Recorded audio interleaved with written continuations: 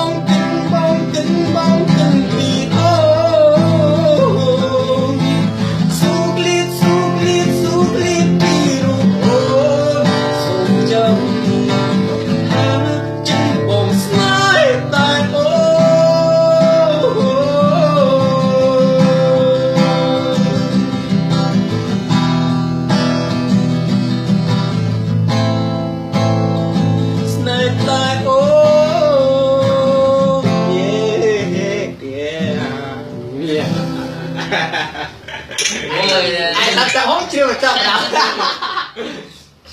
vậy anh lật cả